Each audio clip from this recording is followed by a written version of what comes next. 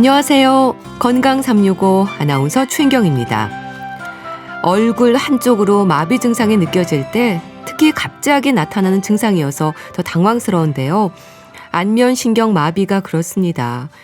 구안와사, 와사풍으로도 불리는데요. 흔히 입이 돌아갔다고 표현하는 증상이 생기는 거죠. 이유가 뭘까요? 골든타임으로 얘기되는 빠른 치료가 안면신경 마비에서도 아주 중요한 부분이라고 하는데요. 후유증을 최소화할 수 있는 방법, 오늘은 구안와사, 와사풍으로도 불리는 안면신경 마비에 대해 알아보겠습니다. 건강 365 신승훈의 전설 속의 누군가처럼 듣고 시작하겠습니다. KBS 라디오 건강 365 함께하고 계십니다. 증상이 생겼을 때 중풍인가 생각하기도 하고요. 일시적인 증상으로 대수롭지 않게 여기는 경우도 있습니다. 하지만 치료에 골든타임이 있을 정도의 당황스러운 증상이죠. 구안와사의 위험도 있습니다. 한쪽 얼굴이 마비되는 증상인 거죠. 경희대 한의대 침구과 김용석 교수에게 도움 말씀 듣겠습니다. 교수님 안녕하세요. 네, 안녕하세요. 네, 반갑습니다. 네, 안녕하세요. 한쪽으로 마비 증상이 느껴질 때 가장 먼저 떠오르는 질환이 중풍입니다. 중풍의 특징이 마비 증상인 건 맞죠? 그렇죠. 이제 갑자기 한쪽으로 마비가 느껴지면 가장 먼저 중풍 아닌가 이런 생각이 들잖아요. 네. 마비 증상은 사실 중풍의 가장 대표적인 증상 중에 하나거든요.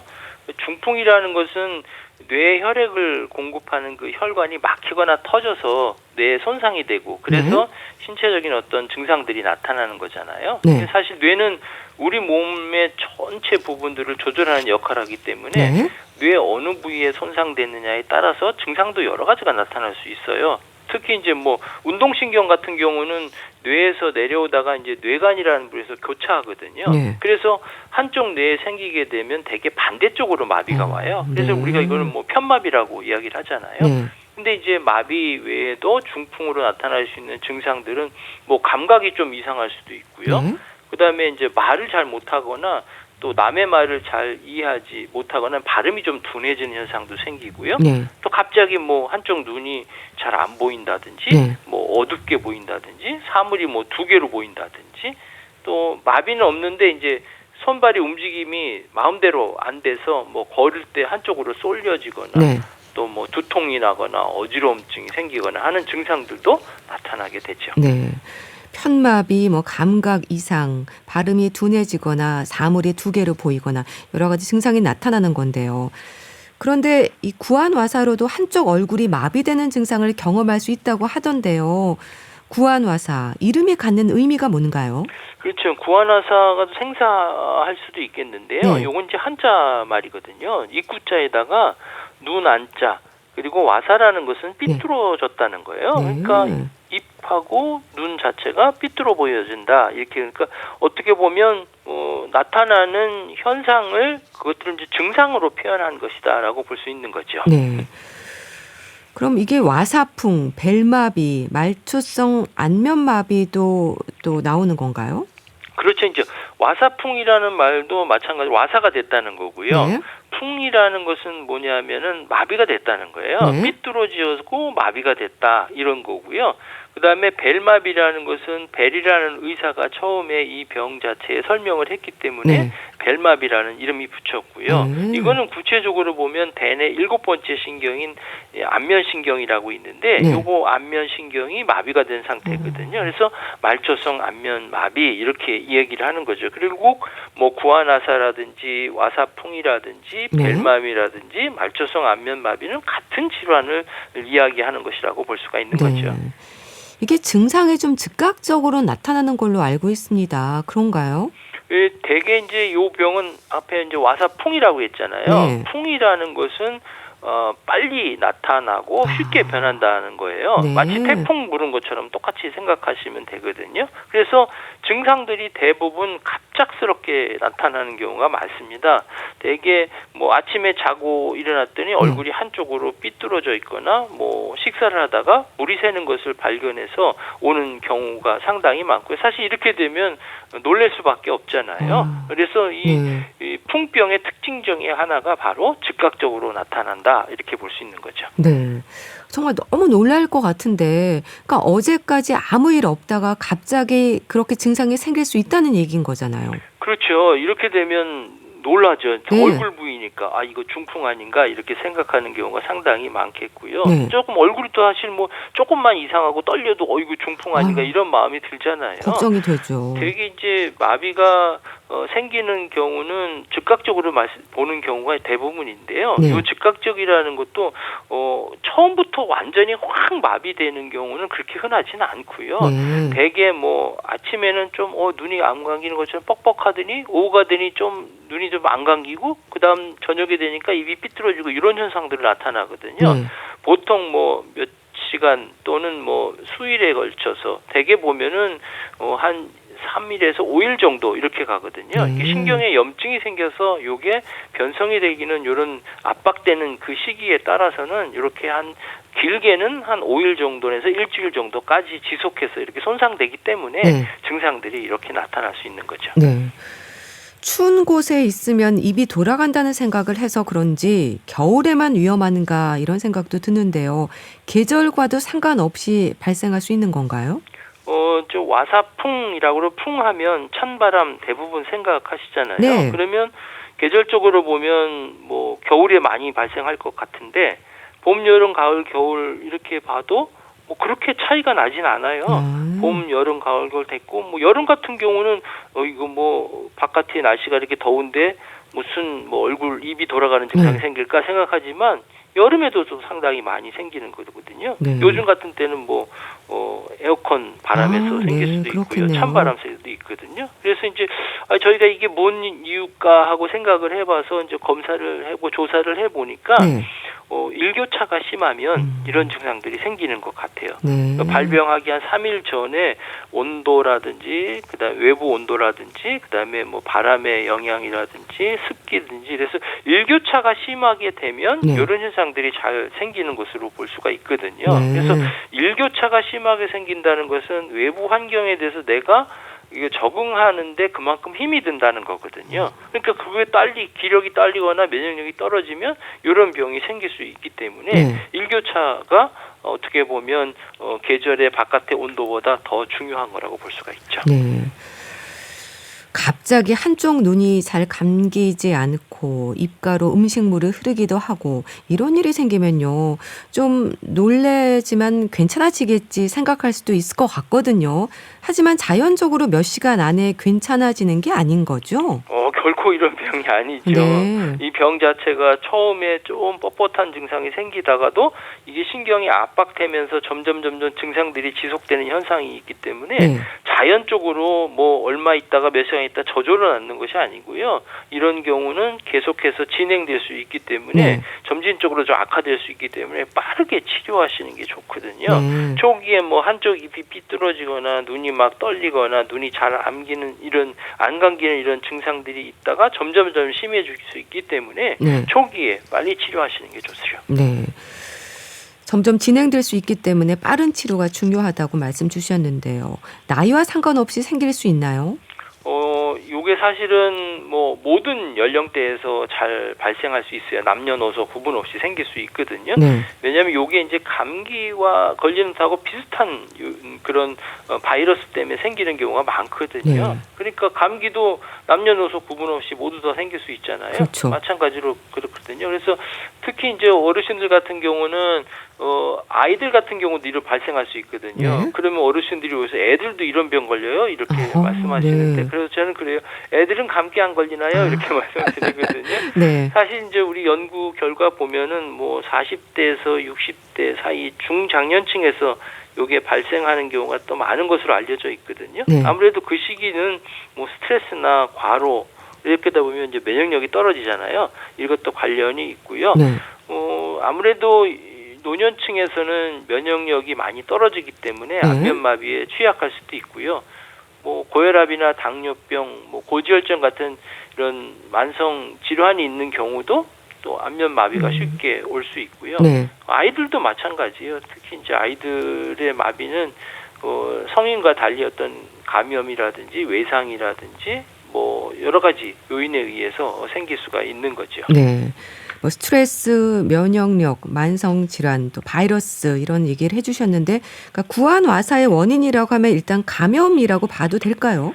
구안화사는 크게 보면 뭐 말초성 안면마비하고 중축성 안면마비로 나눌 수 있거든요. 네. 말초성이라는 거는 그 대뇌 7번째 신경인 주로 이제 얼굴의 근육의 움직임을 담당하는 신경인데요. 네. 여기에 문제가 생기는 경우인데 여기가 한 70-80% 이상을 이런 말초성 안면마비 여기에 속하거든요. 네. 그래서 벨마비라고 하는 게 많이 알려져 있는 특발성 안면신경마비라고 하는 거거든요. 네. 이것도 뭐 정확하게 원인은 알려지진 없지만 대부분 이제 바이러스 감염으로 인해서 부으면서 혈관 주변에 있는 손상으로 생기는 것으로 이렇게 알려져 있어요. 네. 대개 스트레스, 과로, 또 수면 부족 하면 면역력이 떨어지잖아요. 네. 그러면 이렇게 생기는 경우 있고 또 찬바람에 너무 많이 노출되게 되면 혈액순환에 문제가 생기니까 생길 수도 있고요. 네. 또 임신 말기가 되면 호르몬의 변화가 생겨서 면역력에 역할을 주기 때문에 네. 이때 임신 말기나 출산 직후에 생길 수도 있고요. 네. 고혈압, 당뇨, 뭐 혈압 있는 분들 이제 생길 수도 있고요. 또 이제 대상포진 같은 그 수포가 생기는 이런 형태의 것들은 아주 심한 통증이 생겨요. 네. 그리고 이런 경우는 단순히 이제 벨마비보다는 증상이 더 심하고 회복도 더디고 후유증도 남을 가능성이 높고요. 네. 그 외에도 뭐 외상이라든지 뭐 종양이라든지 뭐 중이염이라든지 이런 것들 수도 있고요. 네. 중추성은 이제 중풍 때문에 생기는 거니까 네. 말초성 마비 증상에 이제 얼굴 마비 외에도 뭐 팔다리의 마비라든지 언어장애라든지 뭐 이런 신경학적인 증상들이 나타나게 되는 거죠. 네. 여러 가지 원인을 말씀 주셨는데요. 그럼 병원을 찾는 분들은 언제 증상이 시작됐다고 말하나요? 바로 오시는 분도 계시지만요. 네. 바로 처음에 올 때 좀 뻣뻣하고 좀 증상이 이상이 있는 분들은 곧바로 오시는 분도 계신데 네. 그렇지 않고 병이 좀 진행이 된 다음에 오시는 분도 계세요. 네. 대부분 또 이런 분들이 많거든요. 잠깐 이렇게 눈이 거풀이 떨리고 좀 먹먹하면 아이 뭐 내가 피곤해서 그런가 잠 못 자서 그런가 하고서 뭐 괜찮아지겠지라고 생각하고 있다가 오후가 되고 그다음에 저녁이 되면 더 심하고 입이 확 돌아가니까 네. 그때 돼서 겁을 먹고 오시는 분들이 또 상당히 많이 계시죠. 네. 그럼 한쪽 얼굴의 마비 증상 외에 다른 증상 어떤 것들이 나타나나요? 이 안면신경은 주로 이제 얼굴에 표정을 짓는 근육에 문제를 일으키는 질환이다 보니까 네. 얼굴이 표정이 잘 안 져지는 거예요. 그래서 대표적으로 주름을 올리기 힘들고요. 네. 코 찡긋하기 힘들고 그다음에 이하고 오하고 뭐 이런 움직임이 힘들어지는 거예요. 네. 그래서 그 음식을 먹어도 새고 또 특히 이제 국물 같은 거 먹기도 힘들어지고 음식 씻기도 힘들어지는 거, 식사하기도 힘들어지는 거죠. 요런 운동마비 외에도 나타나는 증상이 뭐냐면 이 눈물샘하고도 관계가 있거든요. 네. 그래서 눈물이 많이 나기도 하고요. 그다음에 눈물이 아예 안 나는 경우도 있어요. 이런 경우는 좀 예후가 좋지 않은데요. 네. 눈물이 안 나고 눈이 꽉 안 감기니까 눈물도 안 나고 그러면 눈이 떠 있는 거잖아요. 항상. 그렇죠. 그러면 먼지 같은 게 들어가잖아요. 그러면 얘가 염증 같은 게 생겨버려서 이 나중에 이제 시력이 떨어지는 경우가 있어요. 그래서 뭐 안대를 하시거나 아니면 인공 눈물을 넣어서 이런 먼지 같은 것들 껴있는 것들을 씻어주시는 게 좋겠고요. 네. 그 다음에 혀의 앞에 3분의 2도 마찬가지로 이 신경과 관련이 있기 때문에 맛이 좀 이상하다 느껴지는 경우도 있고요. 네. 그 다음에 청각이 아주 예민하게 반응을 보이는 분이 있어요. 그래서 청각 과민하면 구체적으로 보면 뭐 전화를 받을 때 수화기 소리가 너무 크게 들린다든지 네. TV나 라디오를 켜놨는데 소리가 막 더 크게 들린다든지 네. 이런 현상이 생길 수도 있고요. 또 염증이 생기다 보니까 이제 귀 쪽에 아픈 이런 증상들이 생기고 네. 또 뭐 심한 경우는 막 어지러움 증상이 생길 수도 있어요. 네. 뭐 한쪽 얼굴의 마비 증상 외에 표정 짓는 근육에 문제가 생긴다든지 음식 씹는 것도 힘들고 눈물이 많이 나거나 안 날 수도 있고 또 그 외 여러 증상들을 설명해 주셨는데요. 자, 그럼 구안화사 치료에서 이런 후유증이 없으려면 바로 병원에 가야 한다고 하던데 골든타임이 또 있다면서요? 그렇죠. 이제 안면신경마비 사실 골든타임이 상당히 중요하거든요. 네. 이제 골든타임을 위해서 우리가 333 법칙 네. 이렇게 얘기도 하는데요. 그 증상이 발생한 경우는 48시간 이내 또 늦어도 72시간 내에 병원에 가셔서 약물들을 쓰시는 게 좋거든요. 네. 왜냐하면 바이러스성 감염에서 염증이 생기면 계속 붓는 거거든요. 네. 부으면은 신경을 압박하잖아요. 그러면 신경이 변성이 된단 말이에요. 그러면 요 압박해서 변성이 되는 거를 적절하게 치료를 받으면 70-80%가 후유증 없이 회복이 되는데 네. 그렇지 않으면 후유증이 남기도 하고 또 회복이 늦어질 수도 있거든요. 네. 그래서 333이라는 건 뭐냐면 72시간 내 그리고 3주 이렇게 만성화되고 되지 않도록 그래서 불균형이나 비대칭이 되지 않도록 그리고 3개월 이내에 이 모든 것들이 회복될 수 있도록 해서 333 법칙 이런 것들을 활용하게 되죠. 네. 골든타임을 놓치면 후유증이 어느 정도 남을까요? 대개 이제 골든타임을 놓치게 되면 후유증이 많이 남기도 하고요. 네. 또 후유증 남는 것뿐만 아니라 회복도 어려워질 수가 있어요. 왜냐하면 신경이 압박이 되면 이제 변성이 된다고 그랬잖아요. 네. 그 변성된 상태가 지속되고 또 심해지면 신경이 위축이 된단 말이에요. 그렇다면은 제대로 기능을 못하니까 완전히 회복되지 않을 수가 있는 거죠. 네.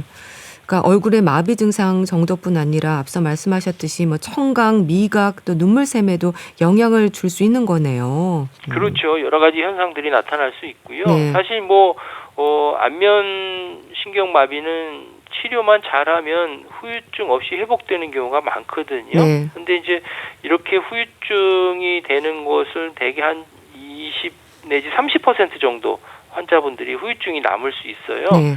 앞에 말씀드린 수포 생기는 이런 질환 같은 그런 대상포진에 의한 것은 이런 단순한 벨마비보다 더 증상도 심하고 후유증도 높고요. 또 이런 경우는 뭐 대개 뭐 귀의 통증이라든지 네. 또는 귀에 청각이 과민이라든지 미각 이상이 있다든지 네. 뭐 여러 가지 증상들이 생길 수 있고요. 네. 그래서 아무래도 후유증이 낫지 않을 정도로 적절하게 치료하기 위해서는 빠른 치료가 중요한 거죠. 네.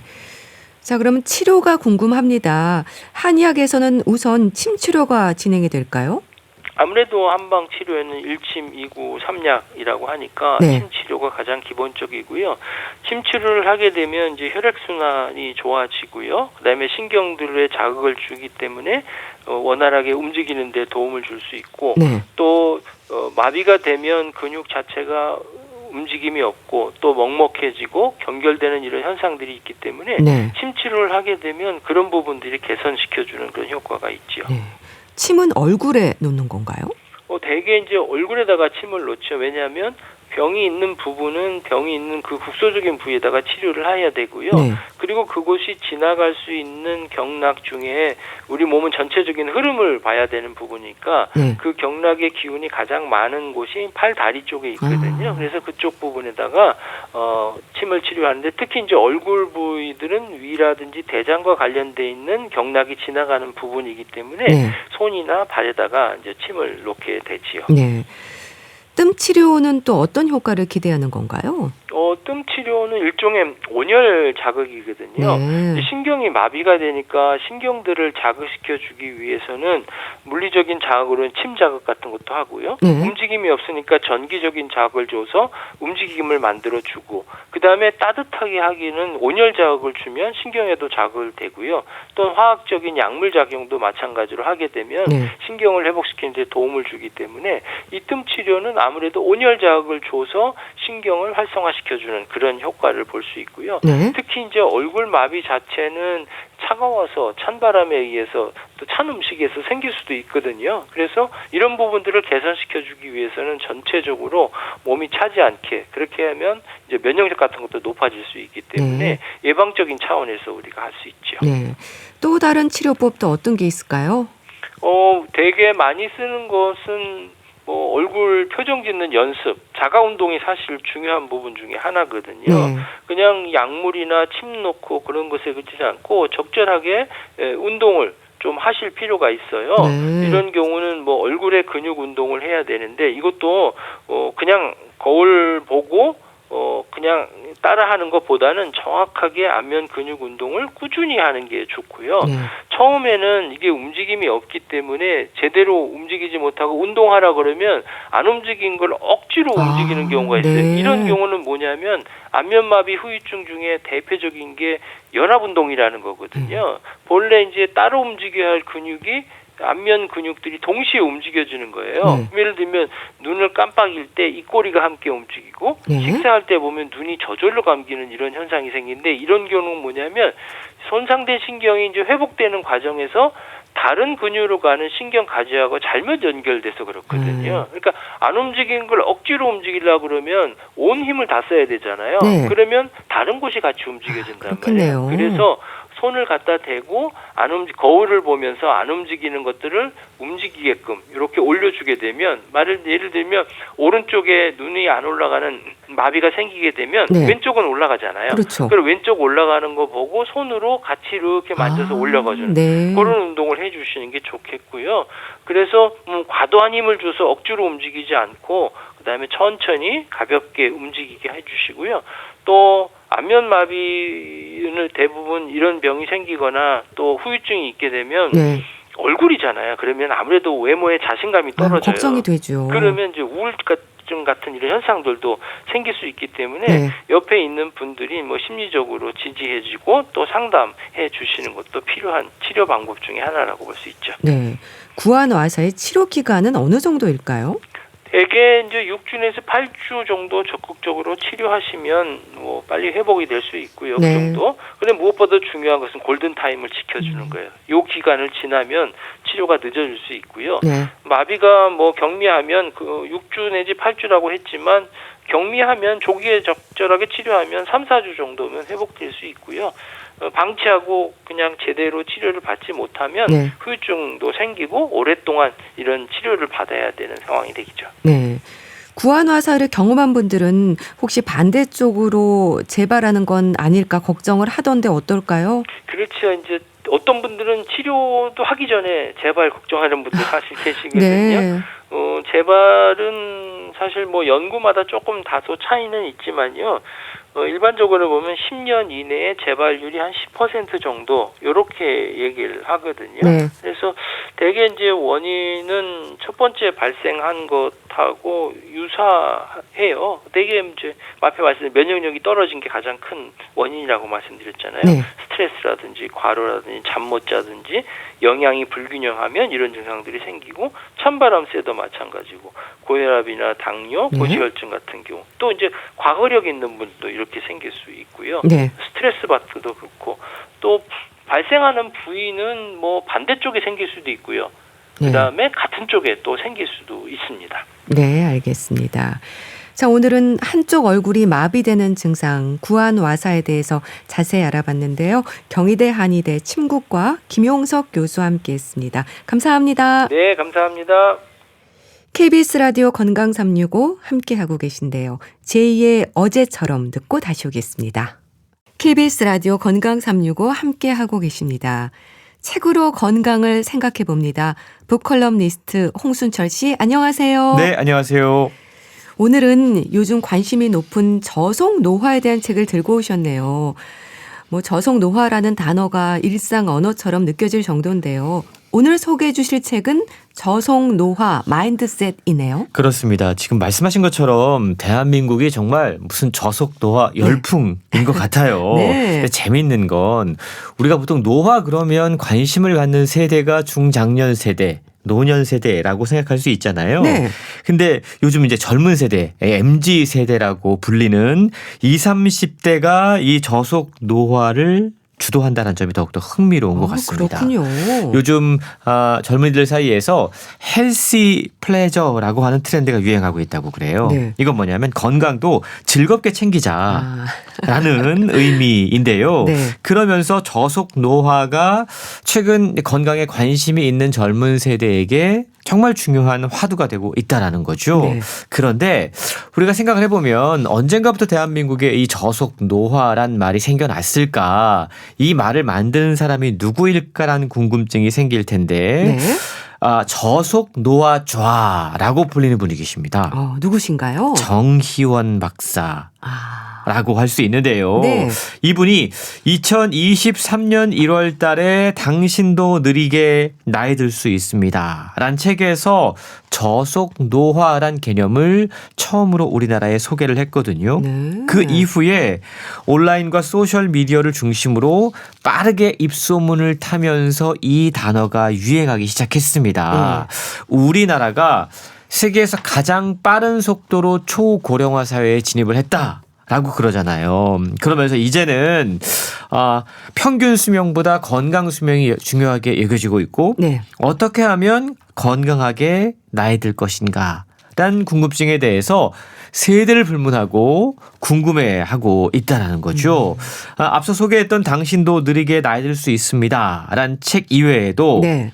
느리게 나이 드는 습관, 저속 노화 식사법, 네. 그리고 오늘 소개해드리는 저속 노화 마인드셋에 이르기까지 정희원 박사가 신체적인 노화 방지를 넘어서 천천히 나이 들어가는 삶의 태도에 대해서 이야기를 하고 있다는 거죠.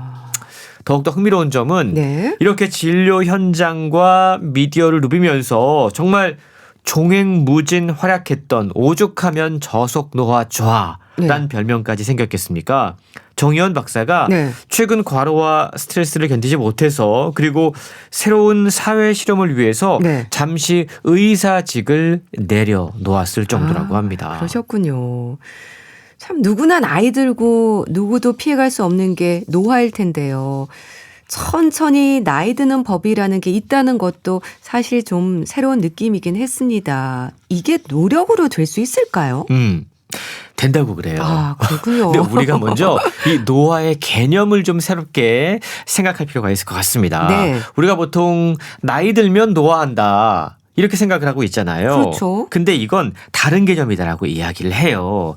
노화는 단지 눈가와 이마에 주름이 생기는 걸 넘어서서 그러니까 나이 들면 자연스럽게 생기는 것이 아니라 전반적으로 신체 구조와 기능이 퇴화하는 것을 의미한다고 그럽니다. 그래서 같은 나이여도 노화 정도는 천차만별이라고 이야기할 수 있다는 거죠. 네. 게다가 우리가 앞으로는 나이 든 채 살아야 하는 시기가 길어지잖아요. 그렇죠. 그러니까 노년 세대로 보통 이제 한 30년, 40년 가까이 살아야 되는데 이런 상황에서는 노화의 속도를 늦추려는 방법 그리고 그 비결이 주목받을 수밖에 없다라는 거죠. 노화에 대한 이런저런 걱정과 불안이 늘어가는 이 시대에 네. 저속 노화란 개념이 그야말로 혜성처럼 등장을 했습니다. 앞서 이야기했던 그런 책들 이외에도 네. 요즘에는 뭐 식습관, 운동, 마음가짐 정말 미디어를 보면 유튜브를 보면 저속 노화를 가르쳐 준다는 다양한 정보들이 올라와 있어요. 네. 그러니까 사람들이 저속 노화란 개념에 그러니까 노화의 속도를 늦춰줄 수 있다라는 이 주장에 네. 눈과 귀를 열고 있는 거고 지갑도 활짝 열고 있다라는 거죠. 네. 그러니까 이번 책 저속 노화 마인드셋은 마음의 속도가 결국 몸의 속도를 만든다라고 이야기합니다. 네. 그러면서 정체되어 있던 모든 건강 문제를 근본적으로 해결할 수 있는 저속 노화 마인드가 무엇인지를 알려주고 있는데요. 네. 하버드대 출신의 사회역학자 베카 레비 교수의 연구 결과가 네. 책에 소개가 되고 있는데 노화에 대해서 부정적으로 인식하는 사람이요. 긍정적으로 인식하는 사람보다 평균적으로 수명이 더 7.5년 짧다라고 그래요. 그렇군요. 그러니까 노화를 두려워하고 네. 걱정하고 지나치게 부정적으로 생각하면 네. 수명이 짧아질 수밖에 없다라는 거죠.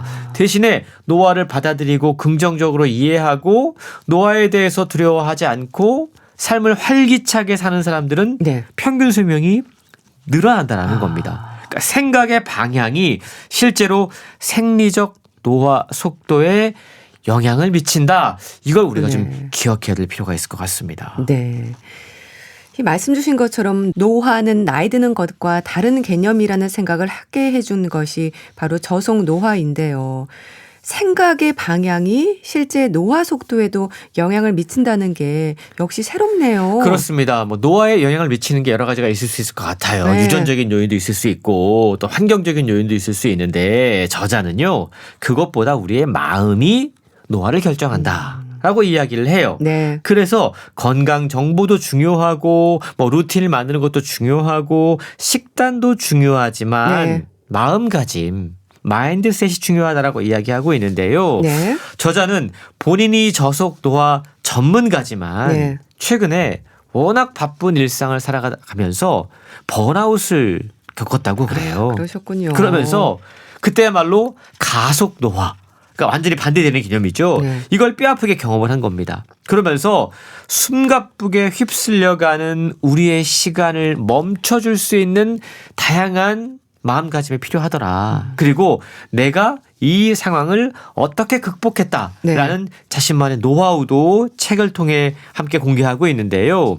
저자는 먼저 저속 노화에 대한 흔한 5가지 오해가 있다라고 이야기합니다. 어떤 건가요? 예를 들자면 이런 이야기해요. 워런 버핏은 콜라 먹고 있는데 장수하잖아. 실제로 그렇거든요. 네. 근데 이거 오해입니다. 건강한 루틴은 지루하고 재미없어. 네. 습관은 사실은 건강과 관련해서는 보통 이런 생각들을 갖고 계시죠. 이것도 오해입니다. 네. 세 번째, 저속 노화는 자연을 거스르는 일이다. 라는 오해도 있어요. 네. 이런 오해들이 있는가 하면 건강에 대한 잘못된 통념들도 있다라고 이야기를 해요. 예를 들자면 네. 잠은 부족해도 견디면 된다. 아니요, 그렇지 않습니다. 그렇군요. 건강하려면 뭔가 더 사고 뭔가 더 해야 한다. 이것도 잘못된 통념이라고 그래요. 네. 이런 오해와 통념에 대해서 책을 통해 우선 낱낱이 지적을 하고 그 다음에는 우리 사회의 문제를 지적합니다. 아무리 저속 노화 식단을 갖고 저속 노화 마인드셋을 가지면 뭐하냐. 네. 우리 사회가 가속 사회인데. 그렇네요. 우리 사회가 네. 계속 속도를 지금 빠르게 가도록 압박하고 있다라는 거죠. 사회에 대한 쓴소리를 아끼지 않고 있습니다. 그리고 마지막으로는 네. 느리게 나이 드는 마인드셋 5가지를 소개하는데 이 5가지는 첫 번째가 지속 가능한 페이스가 삶을 지탱한다라는 겁니다. 네. 바짝하고 지쳐서 그만두지 말고 네. 지속 가능한 걸 중요하게 생각하라라는 거고요. 두 번째가 꾸준함이 몰입을 위한 근육을 만든다는 겁니다. 뭐든지 꾸준히 하는 게 중요하다. 그렇죠. 세 번째, 네. 쓰는 사람은 자기를 돌보고 키우는 사람이다. 이 쓴다라는 건 라이팅, 예. 글을 쓰는 사람, 뭔가를 기록하는 사람. 네 번째, 음식을 대하는 태도는 자신을 대하는 태도와 같다. 되게 마음에 와닿더라고요. 다섯 번째, 평범한 행동이 비범한 결과를 만든다. 이게 5가지 마인드셋인데요. 네. 노화라고 하는 건 단지 주름이 늘어나고 세포가 쇠퇴하는 게 아니라 개인과 사회가 이 쇠퇴를 어떻게 받아들이는가에 따라서 이 노화가 가속될 수도 있고 또 지연될 수도 있다라고 설명하고 있는 겁니다. 네. 정의원 박사는 마음의 속도에 주목하고 있는데요. 네. 우리가 속도를 늦춘다라고 하는 건 내 몸의 주도권을 되찾는다. 내 삶의 주도권을 되찾는다라는 선언이라는 걸 기억하라라고 설명합니다. 네. 먹는 것도 중요하고 또 유전이나 환경적인 요인도 살펴야 하지만 마음가짐이 중요하다는 얘기잖아요. 저속노화 전문가인 저자도 가속노화를 경험했다고 하니 참 우리 사회가 얼마나 사람들을 압박하고 빨리 늙도록 하는지 알 것 같네요. 그러니까요. 아무리 저속 노화 마인드셋을 가지면 뭐합니까? 네. 사회가 자꾸만 밀어붙이는데요. 그러니까요. 가속 페달을 밟게 하는 분위기거든요. 저자는 우리의 일상이 점점 속도를 높일 수밖에 없다라고 지적하고 있습니다. 네. 이런 분위기에서 저속 노화가 우리 삶 속에서 자리 잡기 위해서는 우리 스스로 우리의 일상에 약간 브레이크를 밟아야 된다. 저속을 유지해야 한다라고 설명하고 있는데요. 네. 확실히 지난 몇 년 동안 저속 노화가 유행처럼 퍼졌습니다. 그리고 이제 사람들은 오래 살고 싶다. 란 말 대신에 이젠 좀 덜 늙고 싶다라고 이야기를 하거든요. 네. 근데 이런 바람을 둘러싼 수많은 오해와 통념들이 오히려 저속 노화를 가로막고 있다라는 거죠. 그러니까 겉으로 보기에만 뭔가 젊어 보이려고 하는 이런 어떤 강박이라든가 또 무리한 루틴, 한동안 뭐 모닝 미라클이라고 해서 새벽 4시, 5시에 일어나서 아이고. 뭔가를 하고 네. 이걸 소셜미디어에 올리는 게 유행을 했거든요. 네. 지속 불가능합니다. 이런 거 하지 말라는 겁니다. 그렇죠. 그리고 건강관리할 때 성과 중심에 막 목표를 세우고 뭔가를 네. 너무 지나치게 이렇게 하는 것도 우리를 조용히 하지만 확실하게 늙게 만든다라고 네. 이야기하고 있습니다. 정의원 박사는 이 지점을 건강을 이해하는 관점 자체의 실패다라고 이야기하고 있는데요.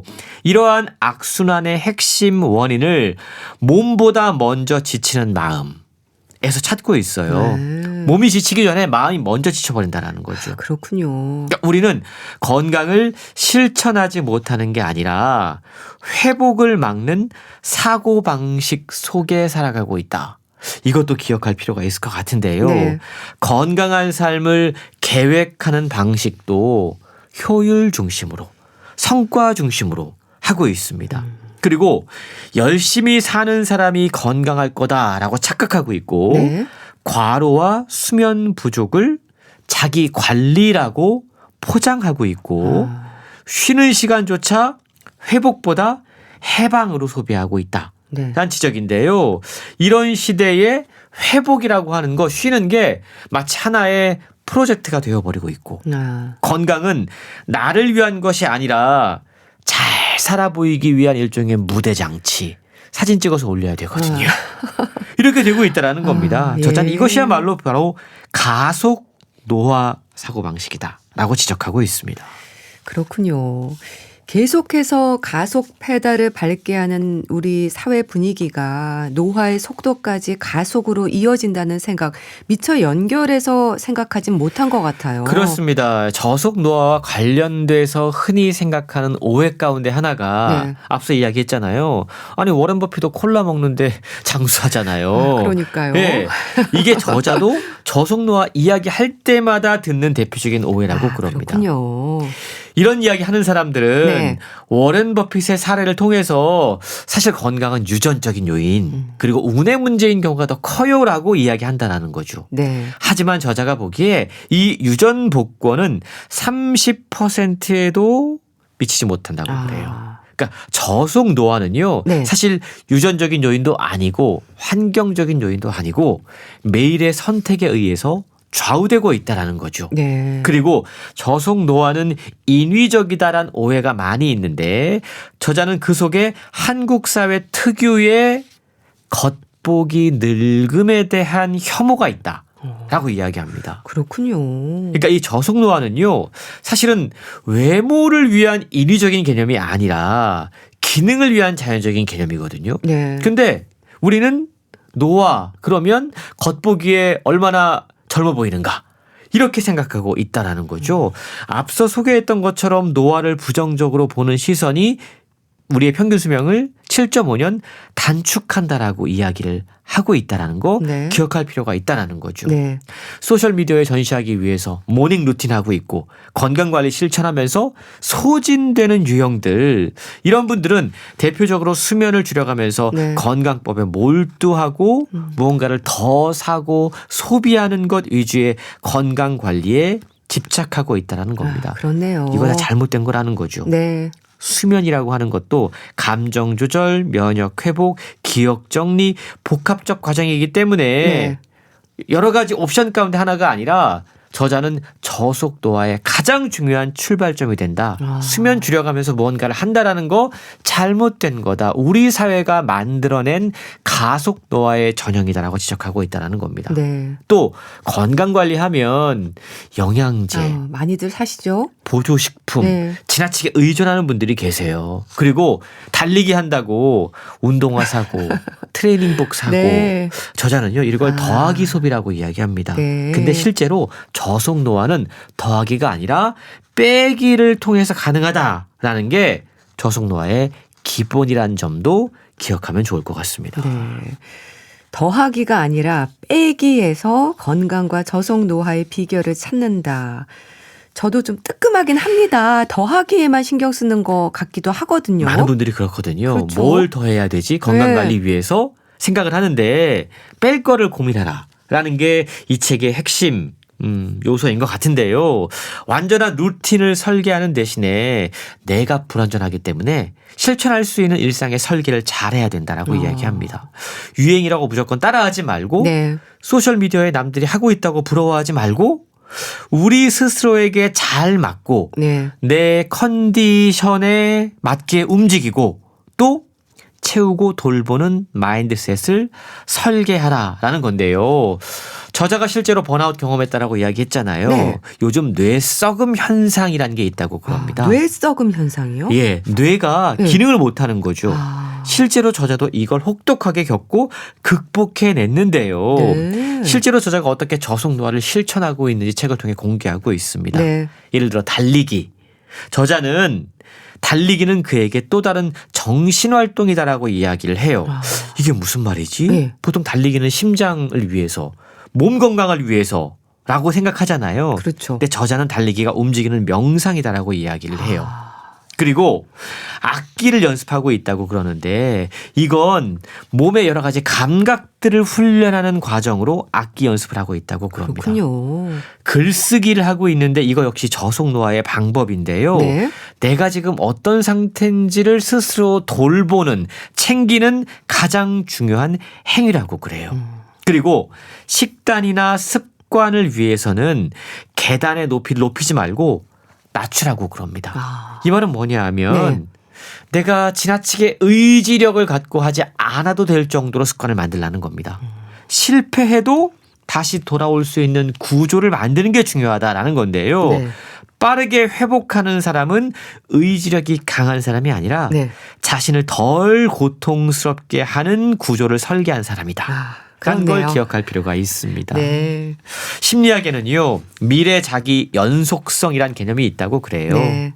이게 뭐냐면 사람들이 미래의 자신을 현재의 자신과 얼마나 잘 연결할 수 있는지 이 능력에 따라서 우리의 노화와 건강이 결정된다는 건데 네. 연구에 따르면 미래 자기 연속성이 강한 사람이 더욱더 건강한 생활 습관을 갖고 있다고 그럽니다. 10년 뒤, 20년 뒤 나의 미래의 모습을 상상해 보는 것만으로도 우리는 저속 노화를 위한 마인드셋을 더욱더 간절하게 찾게 될 것이다.